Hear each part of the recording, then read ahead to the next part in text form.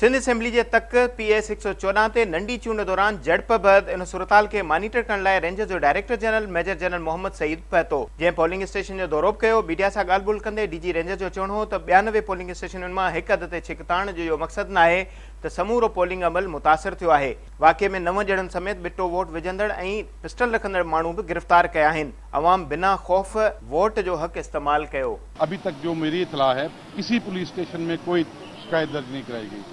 DRO साहब यहाँ मौजूद हैं, इनसे भी मैंने पूछा है, इनके पास भी कोई तहरीरी अभी तक किसी किस्म की शिकायत नहीं आई। 2 लोग हमने गिरफ्तार किए हैं, एक 9mm का पिस्टल उसके पास था, उसको हमने गिरफ्तार किया और उस शख्स के खिलाफ जो तरीकाकार है उसके मुताबिक कानूनी कार्रवाई की जाएगी।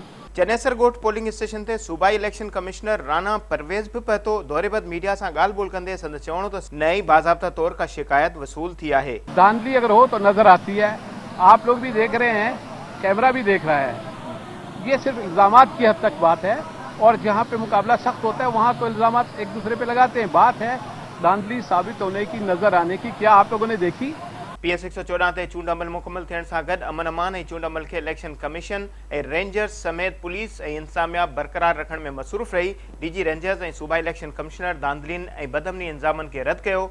संदसि चवणो त हिकु पोलिंग ते बदअमनी पूरी चूंड खे बदअमन ऐं धांधली जा इल्ज़ाम ई हूंदा आहिनि, सुबूत लाज़मी आहिनि। कैमरामैन अली रज़ा ज़ैदी, असलान खान, मुस्तफ़ा रिंद ऐं रिपोर्टिंग टीम बशीर संजराणी, सिकंदर भुट्टो सां गॾु फयाज़ कुरैशी, सिंध TV न्यूज़, कराची।